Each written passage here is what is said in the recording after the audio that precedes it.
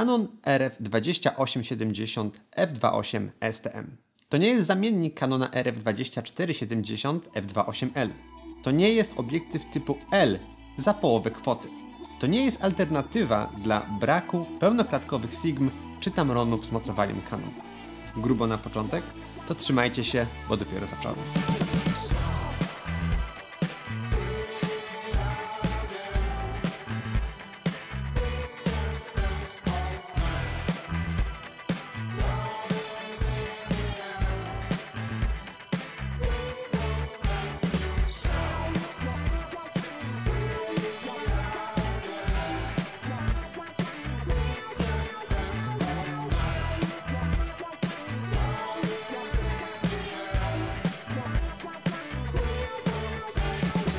Canon RF 2870 f2.8 STM to jest najgorętsza premiera Canona w tym roku.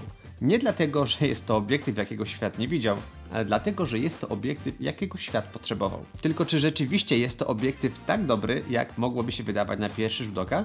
Teraz możesz przekonać się samemu. Wystarczy, że pobierzesz sobie paczkę ze zdjęciami z plikami RAW, które wykonałem przy pomocy tego obiektywu. Żeby uzyskać dostęp do plików RAW, wystarczy zostać patronem tego kanału w serwisie Patronite. Między innymi dzięki wsparciu pierwszych patronów zakupiłem ten obiektyw po to, aby móc dla Was przeprowadzić testy. A ja nazywam się Hubert Multana i witam Cię na moim kanale, gdzie opowiadam o sprzęcie do filmowania i fotografii. Zanim jednak zaczniemy, krótki disclaimer. Tak jak już wspominałem, obiektyw zakupiłem za swoje środki na potrzeby nagrania tej recenzji. Jest to egzemplarz w wersji produkcyjnej. Jestem jednak partnerem sklepu Fotoforma i w ramach długofalowej współpracy chciałbym Wam opowiedzieć o programie Fotoforma Care. Fotoforma Care to unikalny program ochrony, w ramach którego w przypadku awarii Waszego sprzętu będziecie mogli uzyskać zastępczy na czas, gdy Wasz będzie w serwisie, niezależnie od tego, czy jest to aparat, czy obiektyw. A wszystkie niezbędne szczegóły odnośnie tego programu znajdziecie w linku, który znajduje się w opisie tego filmu. Canon RF 2870 f2.8 STM.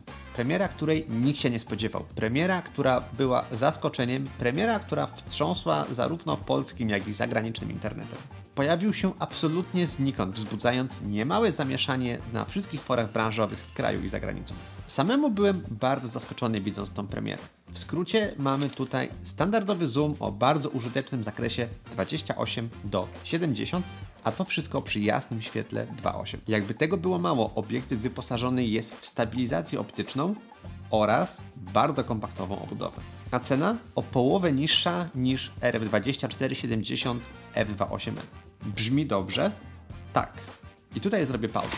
Jeśli wydaje Ci się, że za połowę kwoty, którą trzeba zapłacić za RF 2470 f2.8L dostaniesz równie dobry obiektyw, no to jesteś w błędzie. To nie jest tak, że Canon nagle postanowił zrobić Dzień Dziecka wszystkim tym, którzy chcieliby po taniości wejść sobie w branżę ślubną z jednym uniwersalnym, tanim obiektywem.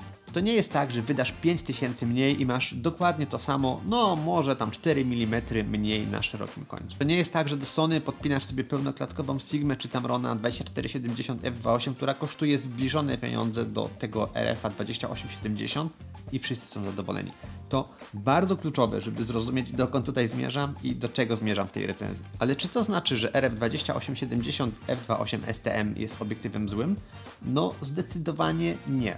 Jest dokładnie tym, czym jest. Uniwersalnym, kompaktowym zoomem z bardzo użytecznym zakresem ogniskowych, z jasnym światłem 2.8, ze stabilizacją obrazu, zamkniętym w kompaktowej obudowie, w segmencie cenowym dla zaawansowanych amatorów. Tylko zobaczcie to. W ręku trzymam obiektyw 2870 f2.8 STM oraz RF-a 1535 f2.8L, który jest obiektywem profesjonalnym o wymiarach zbliżonych do RF-a 2470 f2.8L, no którego nie mam teraz do dyspozycji.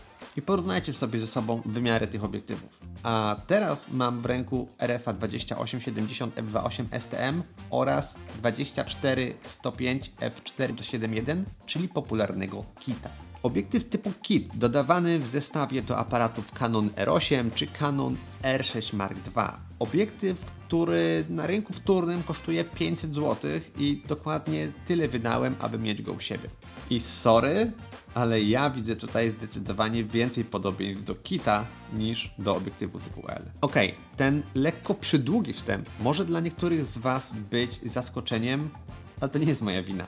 To nie jest też wina tego obiektywu, że niektórzy mają zbyt wygórowane oczekiwania względem tego szkła, co by nie patrzeć z segmentu amatorskiego. Bo sam obiektyw jest naprawdę bardzo mocną propozycją na rynku pełnoklatkowych obiektywów Canona.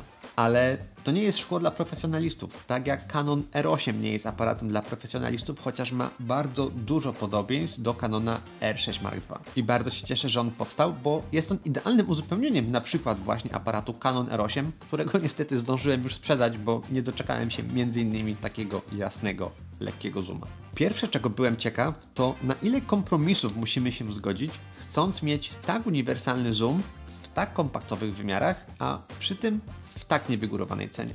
I cóż, no tych kompromisów troszeczkę się uzbierało. Przede wszystkim powiedzmy sobie wprost, wady optyczne tego obiektywu są korygowane cyfrowo i w taki sposób został on zaprojektowany. Ta korekta oczywiście może odbywać się bezpośrednio z poziomu aparatu, jeżeli robimy zdjęcia w formacie JPG, albo już podczas pracy na przykład w Lightroomie, jeżeli robimy zdjęcia w RAWach i chcemy takie korekty włączyć sobie później. Ale żeby to zrobić, nasz program musi mieć profil takiego obiektywu. A co jest do korygowania? No przede wszystkim winieta, która jest monstrualna. Przyznam szczerze, spodziewałem się, że winieta będzie występować w tym obiektywie, zwłaszcza na szerokim końcu, ale nie spodziewałem się, że wystąpi ona także na przeciwległych 70 mm. Na szczęście winieta jest jedną z tych wad optycznych, które najłatwiej skorygować, więc nie robiłbym z tego jakiegoś większego zamieszania. Jeżeli chodzi o beczkę, spodziewałem się, że ona wystąpi, widać na pierwszy rzut oka lekkie zagięcia, ale jak dla mnie jest to w pełni akceptowalne. Ostrość jest na zadowalającym poziomie. Ja nie spodziewałem się cudów, więc nie jestem zaskoczony w żadną stronę, natomiast jeżeli oczekiwałeś, że ostrość tego obiektywu będzie na poziomie topowych szkieł Canona, no to myślę, że wyjaśniliśmy sobie to już na początku. Niemniej muszę przyznać, że jak na segment tego obiektywu, jego uniwersalność oraz kompaktowe wymiary, to naprawdę daje radę.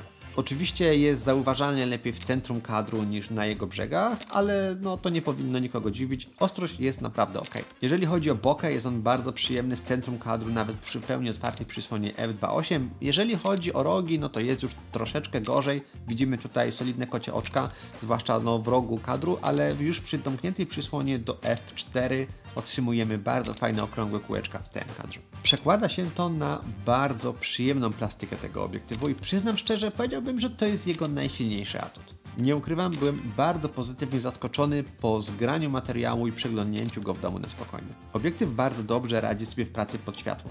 Bardzo dobrze trzyma kontrasty, praktycznie w ogóle nie flaruje. Tutaj jest jego naprawdę mocna strona. Serio, nie spodziewałem się, że będzie to tak wyglądać, a według mnie wygląda naprawdę bardzo dobrze, zwłaszcza biorąc pod uwagę, jak mały i kompaktowy jest to obiektyw. Praca z nim była naprawdę dużą przyjemnością. Myślę, że docenią go nie tylko fotografowie, ale przede wszystkim osoby tworzące content w postaci wideo. Na gimbalu DJI RS3 wyważyłem go absolutnie bez żadnych problemów, nawet mając podłączony z przodu obiektywu kompendium, które także swoje waży. Gimbal przyjął ten obiektyw absolutnie bez żadnego problemu, nawet gdy zmieniałem wartości ogniskowych w trakcie, chociaż zgodnie ze sztuką polecam Wam wyważać go w połowie wartości zakresu. Zdecydowanie jednak nie jest to szkło tylko do filmowania, osoby robiące zdjęcia również będą miały z nim mnóstwo frajdy.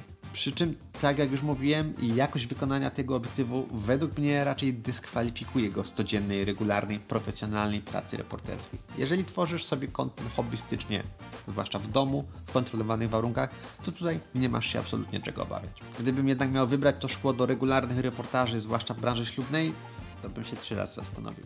Nie ma też co ukrywać. Czasami nam może zabraknąć tych 4 mm na szerszym końcu, które są dostępne w RF 2470 f2.8L.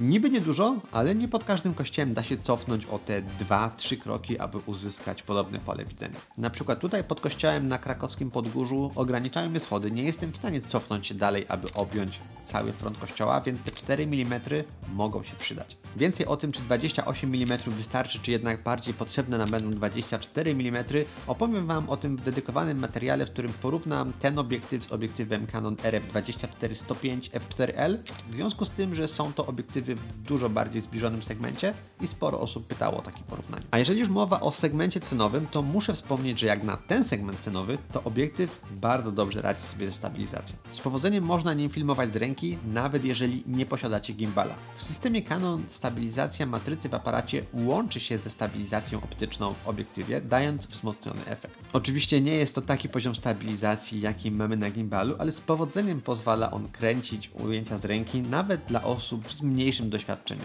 I muszę przyznać, jeżeli chodzi o komfort filmowania z ręki, jest on bardzo zbliżony do komfortu, jaki uzyskuję na obiektywach serii L, z którymi filmuję na co dzień, więc muszę przyznać, że tutaj stabilizacja jest chyba punktem, w którym najbardziej ten obiektyw zbliża się do segmentu L. Także tutaj należą się duże brawa dla projektantów, bo jest to bardzo mocna cecha tego obiektywu, zwłaszcza w kontekście podpinania go na przykład do aparatu Canon R8, który stabilizacji nie posiada w ogóle. Wiele osób, gdy usłyszało, że będę testował ten obiektyw, napisało do mnie z prośbą o sprawdzenie, jak sprawdza się ergonomia tego obiektywu, a mianowicie to, że obiektyw trzeba włączyć, zanim zaczniemy z nim pracę. W związku z tym, że obudowa tego obiektywu została bardzo drastycznie zmniejszona, powstała potrzeba, aby zaimplementować w nim mechanizm włączenia obiektywu. Podobne rozwiązanie zostało wprowadzone w kitowym obiektywie dodawanym do Canona R50, czyli RFS 1845. Czemu on tak przeskakuje? No bo go włączasz.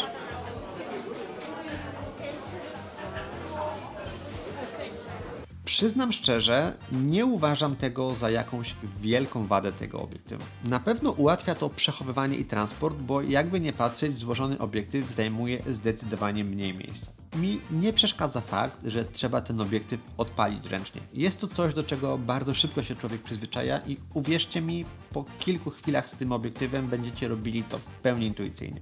Potwierdzam natomiast, że przy intensywnej zmianie ogniskowej, zwłaszcza z 70 na 28 mm, zdarzało mi się ten obiektyw po prostu przypadkowo wyłączyć.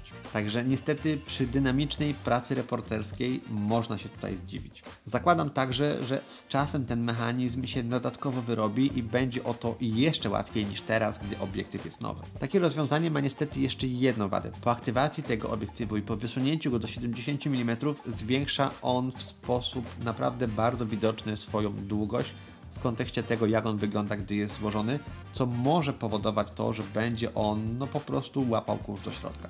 Chociaż podobne rozwiązanie wprowadzone jest w obiektywie RF70-200 f4L, to jednak tam poziom uszczelnień i jakość całego wykonania tego obiektywu jest na zdecydowanie wyższym poziomie, więc tam się o to nie obawiam, ale tutaj niestety wziąłbym to pod uwagę w dłuższej perspektywie czasowej. Ogólne wrażenie jest dokładnie takie, jak się spodziewałem. To jest tani obiektyw, który ma cechy taniego obiektywu. Nie oczekiwałem, że ten obiektyw będzie wykonany tak dobrze jak profesjonalne obiektywy z serii L Canona. Nie oczekiwałem, że tak duża miniaturyzacja będzie bez kompromisów jakościowych. Nie oczekiwałem, że ten obiektyw to zwycięstwo inżynierów nad księgowymi. Bardzo dużo osób narzekało, że Canon w bagnecie RF posiada albo bardzo drogie, bezkompromisowe obiektywy dla profesjonalistów, albo tanie, ciemne obiektywy dla amatorów, nie mając nic pośrodku. A ten obiektyw, Canon RF2870 f2.8 STM, jest na to odpowiedzią. I ani trochę mniej, ani trochę więcej.